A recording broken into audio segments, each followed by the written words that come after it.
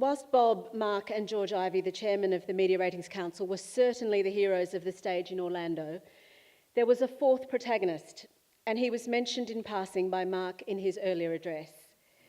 He's our next speaker, Nick Manning. Now, Nick has spent 37 years in the advertising industry, including 27 years at media agencies. He co-founded Manning Gottlieb Media in the UK, and the agency was acquired by Omnicom in 2003. In 2004, Nick became the Group CEO of OMD's UK operations and co-founded Opera, the joint buying arm for Omnicom's media agencies. He's now the Chief Strategy Officer for Ebiquity, and he has flown here from the UK to be with us. Ebiquity, as many of you will know, specialise in helping advertisers achieve accountability and transparency in media. But more importantly for me, they were selected by the AANA in the US to create the Prescriptions, Principles and Processes for Advertisers report, which followed the K2 investigation. Nick was in fact the principal author of this report and led the Ebiquity Firm Decisions team through the 9-month process. He also leads the partnership with the World Federation of Advertisers, which ensures its member associations, including the AANA, remain well informed on relevant global media developments. To deliver the detail now on what advertisers should do next, please welcome Nick Manning. Thank you, Sunita. So yes, I am going to get into the detail, or to paraphrase Mark Pritchard, I'm going to get into the weeds. But before I do that, I'm just going to pick up on some of the broad themes that have been discussed so far today, and actually just talk about them a little bit before we get into the action plan that we believe advertisers should adopt to resolve some of the issues that we've been talking about. We live in the world of multi-channel marketing. It is incredibly complex. It is difficult. It presents daily challenges. There are all sorts of issues: data, money, consumer activity, all those kind of things. So advertisers, marketers need to actively manage their channels now more than ever before, and particularly in media, because media is the most complex and dynamic, probably, of all the channels that advertisers have to deal with. But in some ways, they actually manage media less than they do some of the other marketing channels, which is not how it should be, because media is more complex and dynamic and is becoming more so. So more management, active management, is needed. And there are so many ways to get it right, and there are many, many ways to get it wrong. And it's very important, therefore, you have an active stewardship program at your disposal to make sure that you make all the right decisions. But you also need to have a very healthy, productive, and constructive working relationship with your external partners. This isn't something you can do on your own. You do have to take control. You do have to have an active program. But you do also have to have the right partners working with you in harmony and working to collective benefit, whether that be your agencies, ad tech companies, the media owners themselves. And that's especially true in digital, where there is so much complexity that needs to be resolved. And it is all about, therefore, trying to address all of these issues together. And in fact, Bob Dierdie's talked about the fundamentals here and getting back to some fundamentals. And having been in the business for quite a long time, I think I can remember the days when we all did work together much more harmoniously than we do now. And media has to be treated as a significant business discipline. It is a lot of money. For many of you, it's one of your biggest costs as a business. Therefore, you need to actively manage those costs, those investments, as much as you should any other investment in your business. And it is your money that we're talking about here. The advertisers pay for the entire industry. And that's particularly true now, given that the people who, particularly in the internet, people no longer want to pay for good content. They're used to getting it for free. Therefore, we are becoming even more an ad-funded industry. So it is your money, and you need to look after it very well. It's also worth noting that when I talk about the harmony between different players, those relationships, some of those have changed as well. The relationship between clients and agencies has changed. The relationship between agencies and media owners has changed. This is permanent change. It's not going to stop, and you need to work out how you manage it and how you navigate your way through it. And I will address all these issues as we go through the charts. But if you want to take control, you need to know everything you need to know. And I'm saying that deliberately. There's a lot to cope with, and that's why you need to have the best processes and the right people and the right relationships to help you do that. And you can't do that unless you have transparency. If you don't have transparency, you cannot make the best possible media decisions. And transparency has never been harder to get.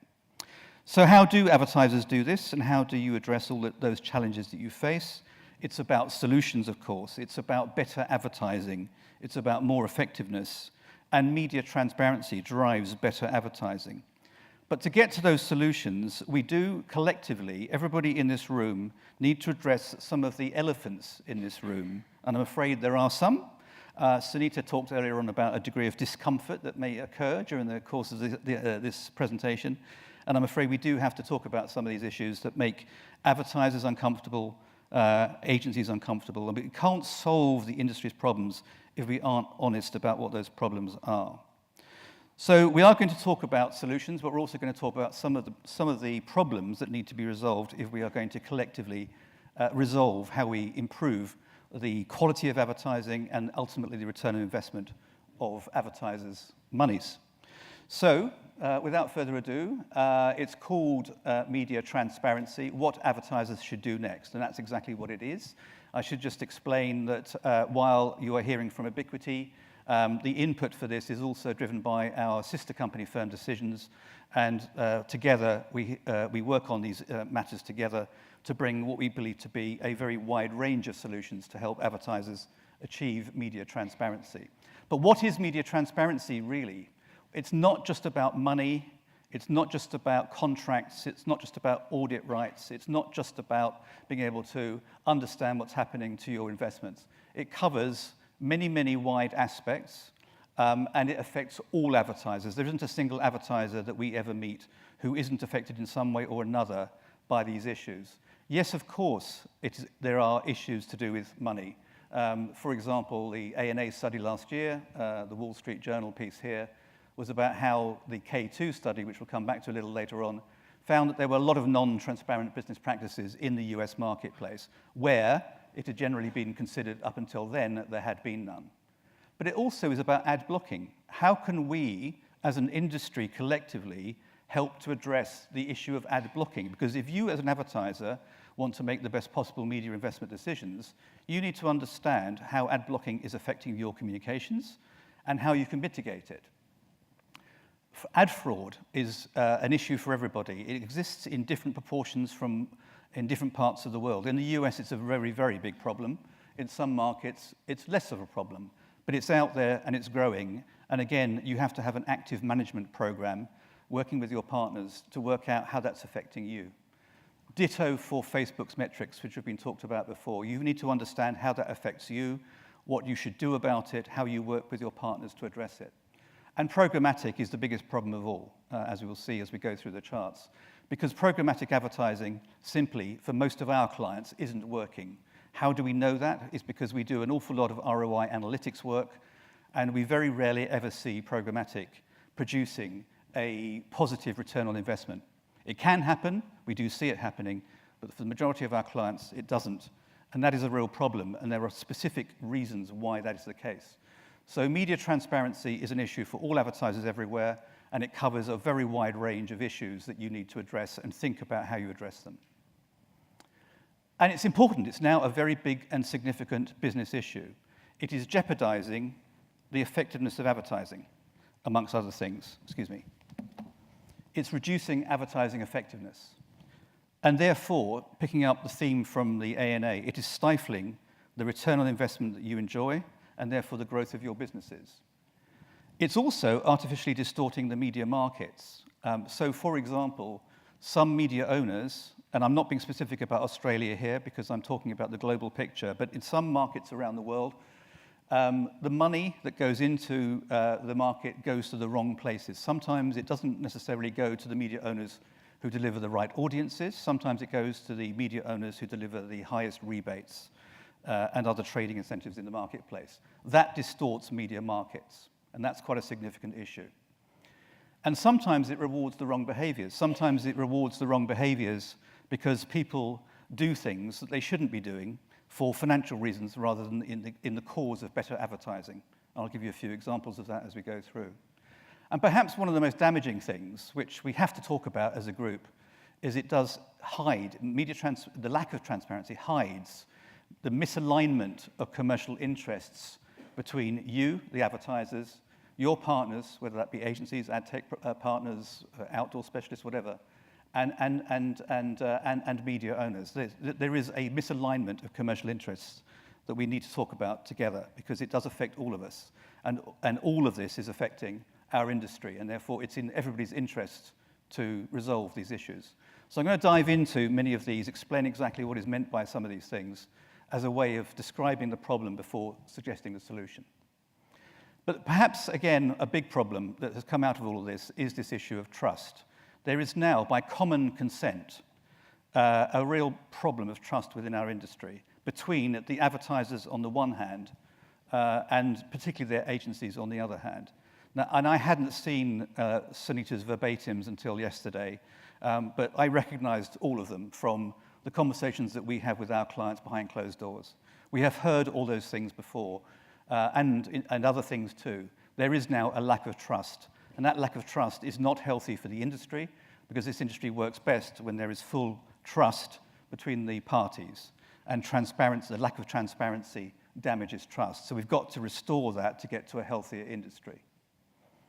And how do we do this? Well, our role really is to work as a subject matter expert with advertisers to help them understand what's going on in the marketplace and to provide as many solutions as we can. These issues have been around for quite a long time, but haven't been properly addressed. That time is now. The reason that Mark Pritchard is saying what he's saying is because he is standing up in front of the public and saying, we, P&G, are going to drive this. We're going to provide leadership, and that moment is now. We have not presented at a meeting like this one where the whole industry is represented. We have not spoken to advertisers, agencies, ad tech companies, media owners, and other players all in one room together. This is a first, and I think it's a very, very noble ambition to open this dialogue up to the industry in this way.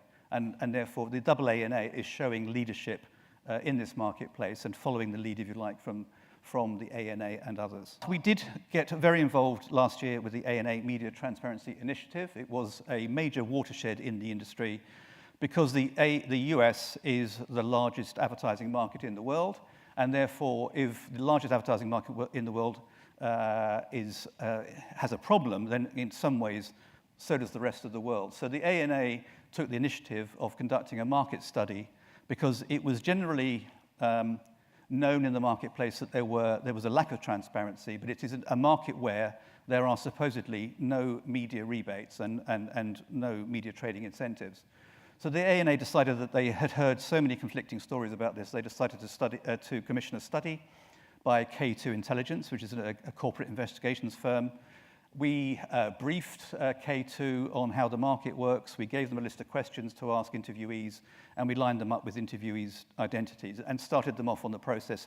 They went away, and they interviewed 150 practitioners from the industry over a 5-month period, and formed a number of conclusions, which many of you will know about. But there was one particular thing which was very, very important that came out of this, is that agencies have recently become more and more beholden to agency holding company interests over client interests. This has already been mentioned today, and I think it's fair to say that when I speak to people who work in media agencies, they immediately acknowledge this as being a bit of an issue.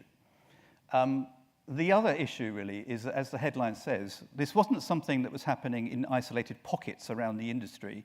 It was pervasive, which is a word that was deliberately chosen out of many, and systemic. This was not a few rogue players. This was actually part of the business model.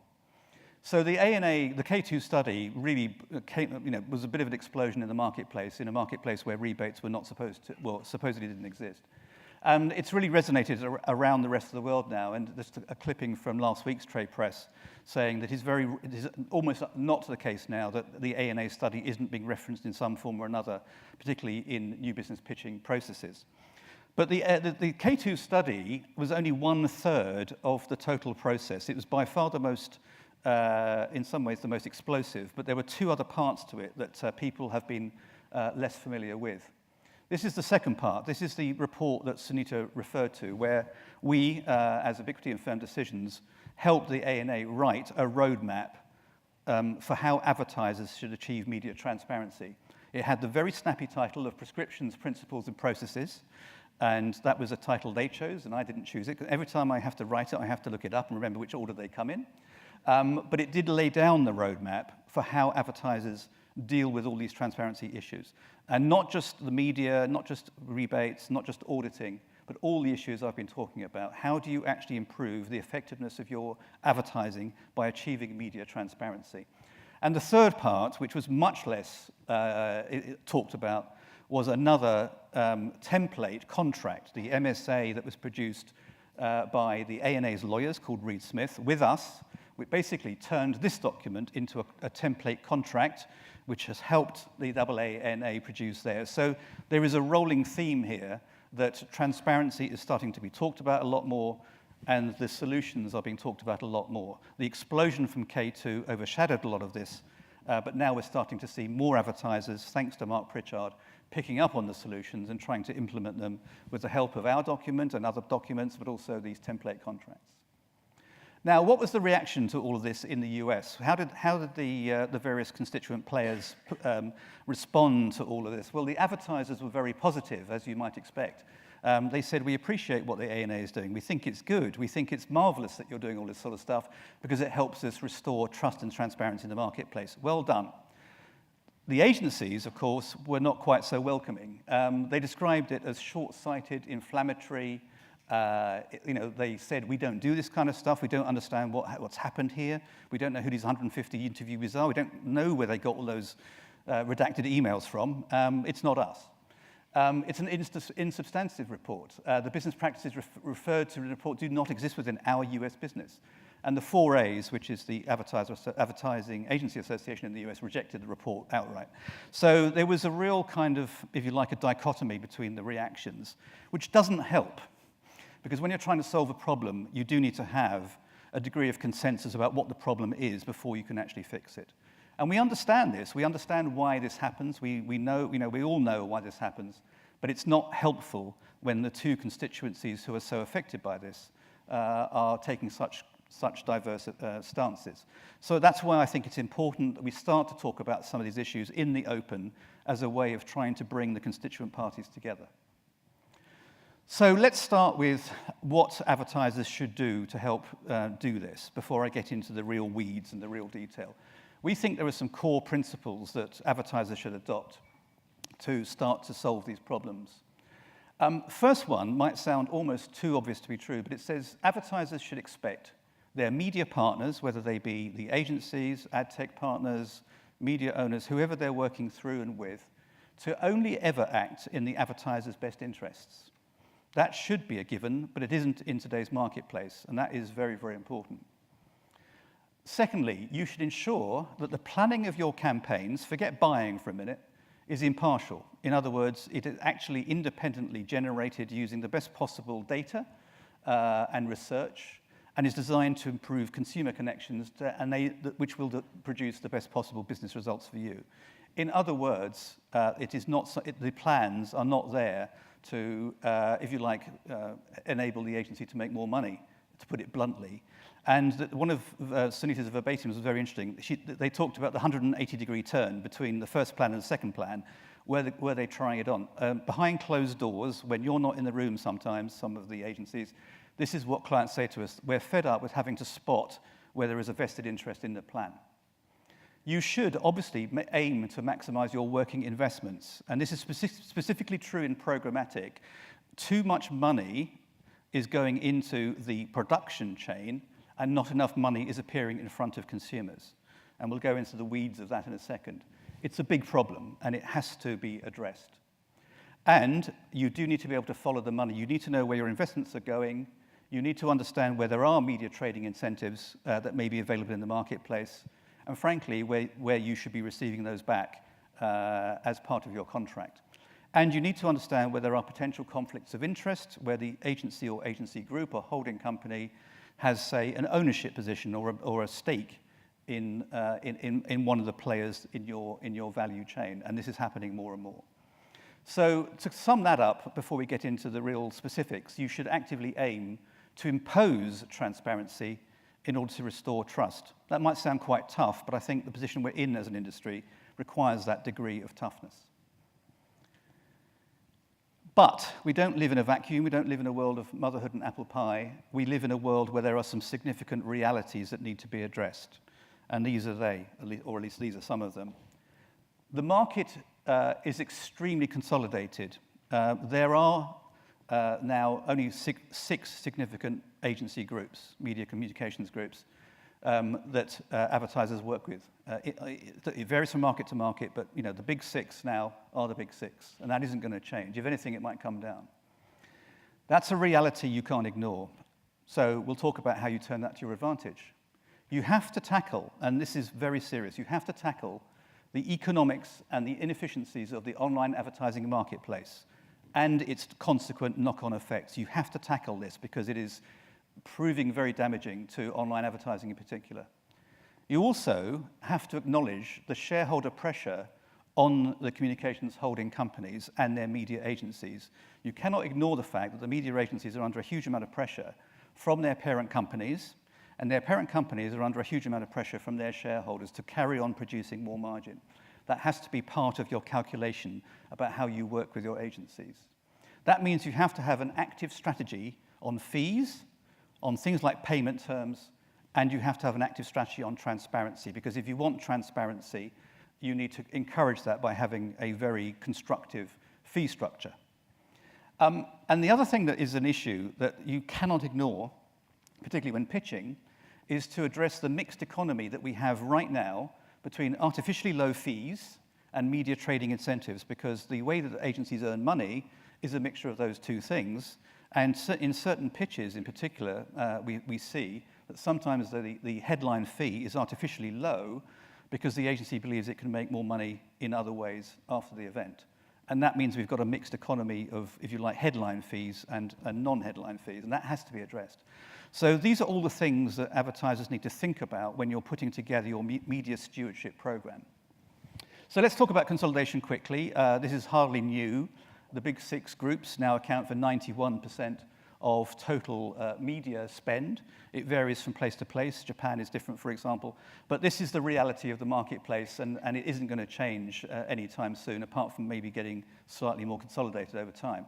So clients often complain to us about this and say, what do I do? I mean, I have nowhere to go. I don't have enough choice. I don't know how to manage this process. And we say, the answer is, turn it into a strength. You have got very well-resourced, immensely powerful media agencies available to you who have got the best possible resources that you could want across all of the channels you could possibly want them in. Turn this into a positive and advantage by having the right trading relationship with whoever you're choosing to use. Doesn't matter which one it is, but make sure you get the benefit of their power and their resources. The other one is, in terms of consolidation, is that another problem in the marketplace is the lack of choice in online advertising. And this is, again, it's not new news, but the reality is that Google and Facebook have become a virtual duopoly now. They account for more than 50% of all global digital spend, and bear in mind that they hardly exist in China.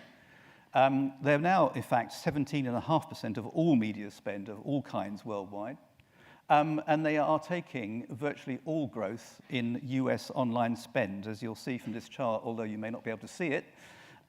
Taking my word for it, they took 95% of all growth in the US last year in the online marketplace. That means there is not enough left for the rest of the industry to produce the strong kind of content that is part of a healthy advertising ecosystem.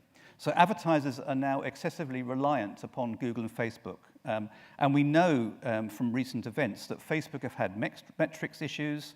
If you were in the UK last week, you couldn't move for front page headlines about Google's mishaps in terms of allowing advertising to appear on extremist websites and with very well-known household brands appearing in jihadi videos, for example. There is a real problem with this now. And it is a big issue that we all need to think about. You, as advertisers, need to have a position on this. You need to work with your partners to manage Google and Facebook in a way that works for you, and doesn't lead to brand safety issues. We can't blame Google for all of this. We have to actively manage them. And also, advertisers should encourage and reward plurality. I think that's the way to pronounce it. You need to actively encourage media owners, publishers to produce great editorial for you that you can actually use to advertise your goods and services in. This is very important because if you don't do that, then many of those publishers could disappear. Many of them are an endangered species, and this is very important that advertisers take an active role in encouraging strong editorial environment. And I'm going to come back to the relationship between agencies and media owners a little bit later on, actually, because I think it is, again, something that you need to think about very carefully as advertisers and how those relationships have been developing. So the online marketplace is a particular issue, really. And this is the chart that everybody loves so much because it's so easy to read, isn't it? Like, all we need to do is put it up for, well, half the chart for 2 seconds would give you everything you need to know. There's an irony in that, which I'll come back to in a minute. The point being, though, that if you spend $100,000 on a campaign, you as the client, the advertiser, the publisher will receive roughly $40,000. $60,000 on average will disappear in terms of tech, fees, commissions, rebates, markups throughout that process. So actually, the publishers will only see 40% of the money. This is something that Bob Liodice referred to earlier on. He sort of said, isn't it terrible that only 40% of the money actually is put in front of the consumer? If only that were true. Because, of course, that's only the start. So that's before you advertise. You've lost that 60%. By the time you advertise, you can lose half of that again in poor viewability or ad fraud, and therefore your 40% halves again. So it's not surprising that we don't see programmatic working well for many of our advertisers because only 20% of their money actually does anything for them. And that's assuming a number of things also, that ad blocking doesn't play a part in this. But I said viewability there, and I think we all know that viewability is defined as half of the ad for 1 second in online display and half of the ad for 2 seconds in online video. So if you believe that your advertising works well when half of it is seen for a second or half of it is seen for 2 seconds, then you should check that because that is probably ambitious, shall we say. Therefore, when you look at viewability, you need to understand the levels of viewability that you think are acceptable to you. The other day, we looked at a campaign on Facebook, and the client had achieved 16% of viewability for their campaign. So 84% of the money hadn't been seen by anybody. And of course, ad fraud plays a point here too. So just for a laugh, I could show you half the chart for 2 seconds, but I won't. I know it's a very complicated chart, but it is very, very important. And it's the biggest problem that we have as an industry right now in terms of the wastage and inefficiency of it. And this isn't even new data. This data was produced by the WFA back in October 2014 on the left-hand side, and that's never been disputed by anybody. And the viewability and ad fraud data has been produced by various players, including the ad verification companies, over a very consistent period for the last 5 years. And viewability is stuck on 50% during that time. So none of this is new, but when you put it together, it paints a not a very pretty picture. So you as advertisers have to understand how you tackle this and how you reduce the level of wastage that is inherent within the online and programmatic system. Now, you won't be able to read this chart, so don't even try, but I'm going to tell you what it says. It could have been 3 charts, but I haven't got that much time. The point is that programmatic isn't working terribly well, we believe, and we have evidence to show that. But money is gushing into programmatic like there was no tomorrow. So what is going on here? The market is not working well. There is a channel that is not working well for many of our clients, and yet the money is going in as if there were no tomorrow. So this is a problem. It means that an inefficient channel is receiving more and more investment, and that shouldn't happen, and it's damaging to the industry as a whole. Because if the advertising in programmatic isn't effective, and if it produces things like brand safety problems, it's a problem for the entire industry and affects all of us in this room.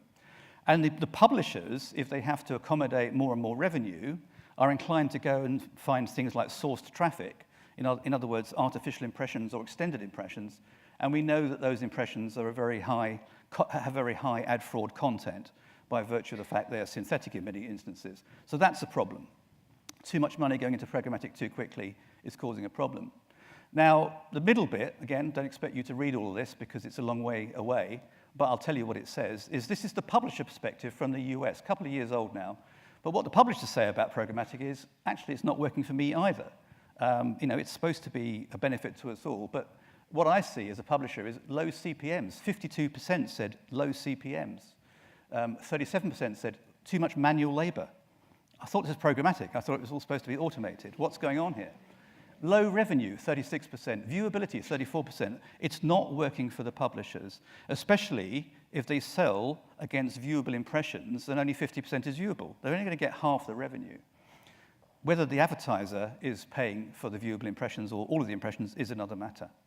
And the result of that is that publishers load their pages up with lots of ads, too many ads. They put in clickbait to try and attract traffic and to earn some revenue that way. And they end up producing intrusive advertising, or to put it in technical terms, using Mark Pritchard's terminology, crap. And when he talked about bombarding consumers with crap, that's what he was talking about. Again, don't try and read this chart. I'll read it for you. What happens next is ad blocking. People use ad blockers because ads are annoying and intrusive. 64% install an ad blocker because ads are annoying and intrusive, or they disrupt what I'm doing. They get in the way of me trying to get to the editorial coverage. And we've all been there. Every time we go onto a website and we're trying to look at something and suddenly a pop-up pops up, it can be a real problem. So there are these issues here, and again, these are not issues that you can just say, okay, I don't think they affect me, I don't know. You have to have an active management program for them. I'll explain exactly how you do that in a second. But this is the one that makes a lot of people very uncomfortable. This is the chart that gets me into trouble every so often because it's telling the truth about the way that the advertising industry works. And this is something that, again, as advertisers, you need to have full visibility on. This is how, within the big media agency groups, trading happens. It's all led, ultimately, by the media trading arm. They're consolidated buying groups that exist in the marketplace. And Sunita referenced the fact that I set up one of these in the UK back in 2004 with Tess Alps, and we didn't quite know, I think, at the time what we were doing, but that's what we did. So we created this media trading arm, or there are media trading arms, and they do the deals with two groups of people primarily lumped together. Media suppliers, so that's publishers, ad networks, ad exchanges, etc. Supply-side platforms, in search, social, native, and they negotiate certain benefits with those media suppliers. So free inventory, cash rebates, service fees, barter, and other things besides. So those groups are negotiating that with the media supply chain, and then they're negotiating with tech vendors. They're talking to the demand-side platforms, the ad servers, the data providers, the verification players, et cetera, and negotiating other terms, cash rebates and capped services and so on and so forth.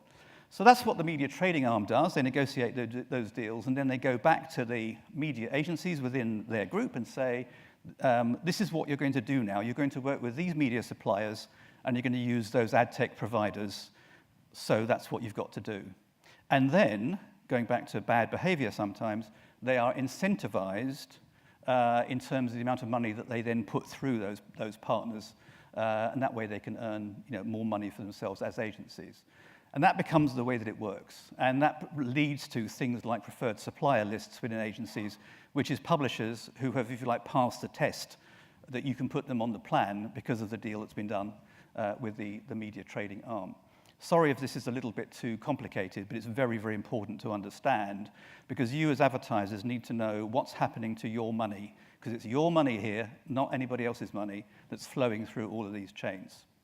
The trouble is, though, that most of your contracts as advertisers, do not permit you a full audit of all of these deals. In fact, very few do. And we look at contracts all the time, and it's pretty rare. If you have what are known as undisclosed or opt-in deals, which some of you may have, although I don't believe it's as common in Australia as it is elsewhere, what that means is you agree for a small advantage or a modest advantage to waive any rights that you have to look at any of this. You say, okay, for being 10% better off, in theory, I agree that I will not be allowed to look at any of this, And in fact, all my data is not also, it will no longer be mine either. It can be used for other purposes. So undisclosed deals are a bit of a problem. And it doesn't include things like the fact that some holding companies have stakes in tech companies, which are another issue that you need to be aware of. So sorry to overload you with this, but these are things that you need to know about when you're thinking about how you manage your media. And going back to undisclosed deals very quickly is one of the things that came out of the K2 study in the US is that agency margins on undisclosed deals, according to the interviewees, the sample that K2 used, that can deliver profits of anywhere between 30 to 90% to the agency group, depending on how the deal is structured, which is really quite significant. And again, you can see why these deals are starting to grow in frequency, because they are extraordinarily lucrative in that respect. So going back to the thing that we published a few years ago now, we said at the time, many clients are arguably paying too much for their advertising, and their agencies are potentially making windfall profits from the lack of transparency in the market, especially in digital channels. And that was true then, and it's even truer now. And in fact, actually, when we wrote this, principal deals, opt-in deals, didn't really exist in the way that they do now. And I'm just going to say one quick word about ad blocking very quickly, because I find it fascinating. This is an example of two extremely creative and good uses of the online display market. These are animated GIFs for a couple of brands. It doesn't particularly matter what they are, but it's where a high degree of creativity has been used in order to achieve a very interesting advertising effect. The only issue is that this might actually be adding to the ad blocking problem if it's getting in the way of people's access to editorial, which is what they want. So you may actually have if you like doing this, it might have a slightly unintended consequence. And of course, if people have already installed ad blockers, they won't see any of it anyway. So again, as advertisers, you need to think about what ad blocking means to you in the way that you manage your campaigns. Creativity is great, but you have to think about potential consequences. So just to sum this all up into, if you like, easy sound bites and ways that you deal with all of these issues that I've now put on the table for you. This is a 4-point plan. It's not quite the same as the Mark Pritchard 4-point plan. It's actually a bit different, and it's a bit more global in its perspective. But it's really a distillation of the recommendations that we put into our prescriptions, principles, and processes document for the AANA. These are the 4 essential things that we believe matter to advertisers to achieve the kind of transparency that we've been talking about. So number 1 is adopt a clear strategy for media stewardship and have strong internal processes to deliver it. In other words, take control and manage your media, not in isolation, but with your partners. Have effective controls of all your media processes and actively manage the expenditure. One of the mistakes we sometimes see is that clients spend a lot of time looking at the fee they pay their agencies and not enough time looking at the budget. And the budget is, of course, 30 times the fee or more. So sometimes you can say, why aren't you looking at that a bit more? They sort of say, oh, well, the contract's worth $2 million. It's not important to us, $2 million. But actually, that's on a several $1 million or hundreds of millions of dollars of spend. What really matters is spend, not the fee. So this is a big expense that you need to manage. And ideally, within client companies, this should be on the Audit and Risk Committee table as a standing order item. This is a massive amount of expenditure. It's on a par with payroll and factories and all sorts of other things, so it should be seen as being a significant issue within client companies. Although not everybody can invest this much, we do think it's important to appoint a chief media officer or equivalent, somebody who can actually manage all of the things I'm talking about and actually be the chief, the person who unites the marketing and brand people, the procurement people, the legal and the financial people, the data and tech people around a common agenda. We think that's very important. Have strong internal processes for contract governance. Make sure that when you have a contract, or whatever the contracts are, all the contracts are properly governed. In other words, they're properly executed, they're reviewed regularly, and there is a contract compliance protocols in place for all of them. And do ensure contract compliance. The point is about all this is that very often contracts exist, but the compliance doesn't. And it should be voluntary. It won't always be voluntary. It's a good idea to ask for voluntary compliance reporting, but also, of course, independent checking. and review your contracts periodically. Sometimes we see contracts that haven't been looked at for 5, 6, 7 years, and in the world of programmatic, that's a very long time. You also do need to negotiate fair compensation in your transparent contracts. You do need to have payment protocols that reward your partners correctly for the work that they do. There's nothing terribly radical in all of that. This is what professional services firms do. They do work and you get paid in a transparent way. So you need to have proper compensation and remuneration processes that are based on the work that is carried out, the scope of work, and you need to build in rewards and incentives for your partners that are based on a return on investment, not just doing the job and not just some soft measures, but if you do well, they should do well, and that's kind of how it should be. The other thing, and this might sound like it's too obvious, but I'll say it anyway, you should contractually stipulate that the only remuneration that the agency or other partners will receive from you are the fees. In other words, anything else is not for them, it's for you. And in fact, there may be nothing else at all. You will pay them the money they earn, and they will receive nothing else working on your business. That should be a contractual undertaking. It's in the template contracts that have been produced for the AANA and ISBAR, for example.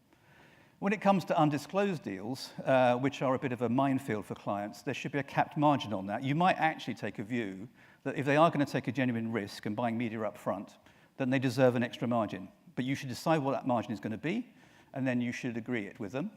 But it should be auditable, because if you don't make it auditable, you don't know that the cap margin's been applied. Declaration of any potential conflicts of interest is very important as well. You need to know, as advertisers, where there may be a conflict of interest. You need to know where there might be a rebate deal.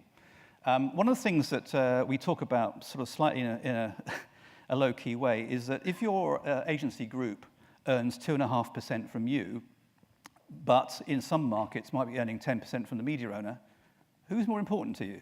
To them, sorry. Who's the leader there? The 10% from the media owner or the 2.5% from you? It's a possible conflict of interest that needs to be out on the table, because when you're looking at a plan, you need to understand where the economics lie. And it goes without saying, I hope, that you should have far-reaching audit rights and no restrictions on who you appoint to carry out the audit, their remit, and the information flow that they get. And without wishing to go too anecdotal on this, every day we come across issues where the client is entitled to do all sorts of things under their contract, but we can't do it for them because there are so many roadblocks placed in our way. You need to have a contractual stipulation that any and all data that is required to carry out contract compliance auditing or media benchmarking or whatever is made available to your chosen partner without the restrictions and complications that we see all the time. And that should be written into your contract. And when people talk about contracts, it's important to understand that our industry at the moment is extremely poor at having well-executed contracts. And this is proven by some data from Firm Decisions that was carried out over a 2-year period, a survey. We looked at how contracts are for some of our international clients. 29% of them weren't even signed. Doesn't mean to say that they aren't being adhered to in some ways, but they're not signed, which means that they don't necessarily have the full force. 73% of rebates were not fully returned to the client in this instance. Insufficient audit rights were found in a third. Insufficient rebate return clauses in others. But 53% we found that access to financial records is denied. As an industry, we are not in a good shape from a contractual point of view. And it isn't just us saying this. The K2 study made it very clear, particularly in the US, that the contracts simply have become out of date and haven't kept up with the pace of change in the media market. Number 3 of 4. This is the most important one of the lot in some ways in light of what's going on at the moment. You have to have a data management strategy. If you haven't got a data management strategy, it's very hard for you to manage your business these days when first-party data in particular is so important to you. And it's also very important to be able to control programmatic. You saw that chart, the waterfall chart, that said that 60% of the money gets paid out even before the advertising appears. You need to control that process, and therefore you need to have a strategy for controlling that process, and that strategy needs to be enshrined in your contract with your providers. You have to assert your ownership of all of that data. Whatever that data is, it has to be yours, And you have to make sure that you not only own it, but you can keep it and store it in a way that you want to and can't lose it within any process. And you have to exert some control over the media technology employed. You should be leading the process of deciding which platforms should be used to carry out your campaigns. You should also specify, where necessary, which media research and data platforms should be used to plan and to measure and to report. And you should also have a view on which partners and suppliers you should be working with. So should we work with Facebook and Google, or should we work with a range of other people as part of a mixed economy? And should we, for example, reward and incentivize those publishers who are providing the right kind of editorial for us?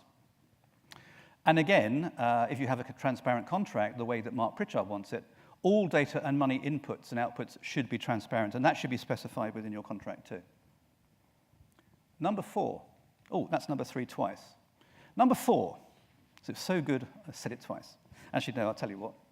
It's my mistake. This is part 2 of number 3. This is about programmatic in particular.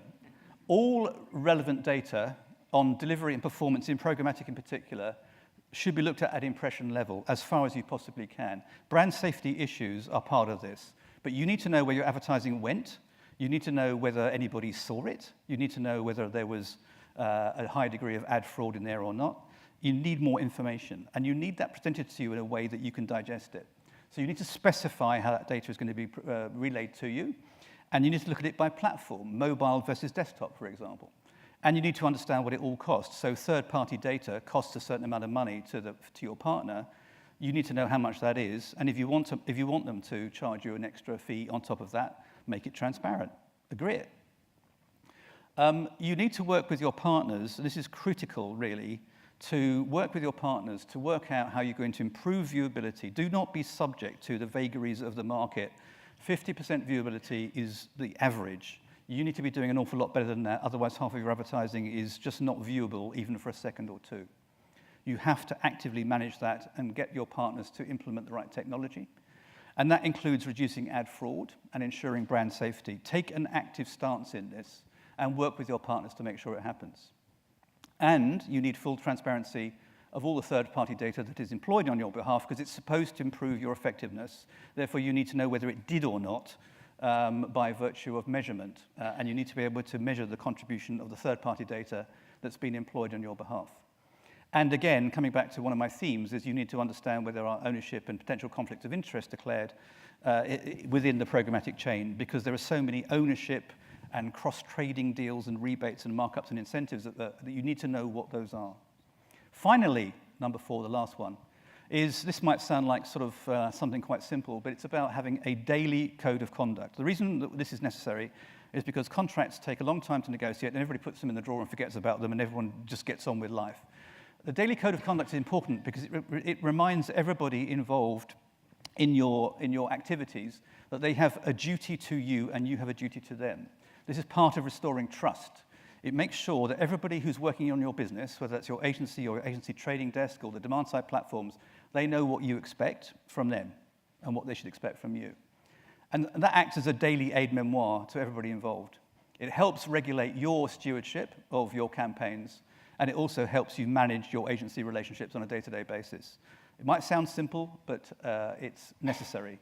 It also promotes a fair compensation culture based on the agreed scope of services. It basically says, you are going to do that, and I'm going to pay you this. And what's wrong with that? There's nothing wrong with that at all. And ultimately, it underpins the basis of the relationship and helps each party understand their obligations to each other. In other words, rules of engagement. So the last chart is what I might describe as my motherhood and apple pie chart, which says, let's get back to basics, as Bob Liodis said. Let's work out what we want from each other. What should advertisers expect from their media agencies, and what should the media agencies deliver? It's an 8-point plan. Apologies, it's probably a bit more than it should be. That's probably not even 8. I think it's 6. What you want as advertisers, insights into the dynamics and drivers of your business, your brands, your consumers, and your markets that influence business outcomes. That's what you want more than anything else, isn't it? You want an agency to add a lot of value at the strategy, planning, and consumer insight stage. And you want to know that translates into effective media communications, which are impartially derived. So you need impartiality, and you need the truth. You need to know what's really going on. You need to know when campaigns are under-delivered. You need to know when campaigns are over-delivered. You need to know all of that. And you need clarity and simplicity. There's too much jargon in this industry, and I've probably used loads of it in my presentation without meaning to. But you need clarity and simplicity in a complex and dynamic environment. You need to have strong measurement protocols in place for everything that you do, for not just audience delivery, but effectiveness. Is it working or not? And when it comes to attribution, how are all my channels working together to produce a better result where 2 and 2 equals 5? You need your agencies to have genuine data and technology specialization. That doesn't necessarily always exist. One of the complaints we get most behind closed doors is clients who say, yeah, they say they can do this, but actually they can't, and they've subcontracted the work or they've taken a license deal, but actually it's not as strong as we thought it was going to be. We hear that a lot. And in the end, what you want is you want your agency to maximize your value, manage your risk, and solve your problems for you, things like ad blocking, viewability, and fraud. You want them to help solve those problems. The same way that we used to solve problems for clients in press and TV and outdoor, you need that from your agencies in the new digital channels. And in the end, you want your agencies to actively manage your relationship. You want them to self-comply with the terms of your contract, and you want them to act in utter good faith at all times. If anybody disagrees with any of that, please let me know. I'm sure you will during the question and answer. That's my last chart, and I think we're now going to the question and answer.